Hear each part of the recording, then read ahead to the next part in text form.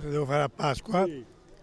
In questo momento sono la mia figlia, io sono di Catania. Ma forse Pasquetta ho una festa che stiamo cercando di organizzare, quindi sarà sicuramente più impegnativa la Pasquetta rispetto alla Pasqua, quello sì. Dove? All'aperto, la tradizione chiama? Sì, di solito si sta in campagna, all'aperto, io abito un po' in provincia, quindi c'è la possibilità di farlo. Al lavoro, Ecco, sì. Lavoriamo nella ristorazione, quindi sì, ci saremo a lavorare. Pasqua e Pasquetta? Sì, Pasqua e Pasquetta, sì. Vado al mare, In giornata si fa un periodo? no, ma 15 giorni. Io andrò in famiglia a pranzo con le mie 2 figlie e i rispettivi mariti, le rispettive famiglie. Io forse andrò in montagna, però forse. Siamo a casa, non Tutti ci e 2 troviamo. giorni, sia Pasqua che Pasqua. Sì, andiamo in altre giornate, Ecco perché?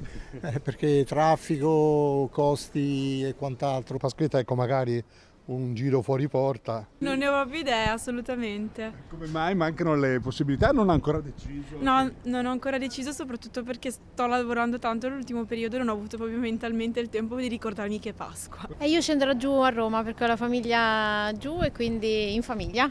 Anche Pasquetta, la tradizione? Pasquetta la passerò rientrando. A Pasquetta, se il tempo promette bene, vado con la mia compagna. Dove allora? C'è un luogo del cuore? La mia zona di origine era Clea. Con gli amici ci siamo organizzati per andare a fare una gita e vediamo. Lavoro. Io lavoro. Giorno di lavoro? Sì. Anche Pasquetta? Anche Pasquetta. E lavora dove? In che Poco, settore? sì. Proprio qui, alla Meneghina. Quindi una giornata anche di quelle Impegnativa abbastanza. Bisogna segare i campi che c'è da fare. anche il giorno di Pasqua. Anche il giorno di Pasqua, che c'è domenica e neanche giorni festivi. E Pasquetta uguale. È guai, si può. Siamo a casa e Pasqua è bella anche in famiglia. In città, sì. Sia il giorno di Pasqua che Pasquetta. Sì.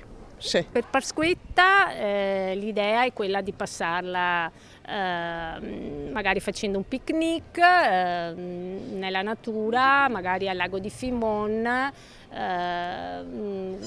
distesi sul prato con le classiche uova colorate.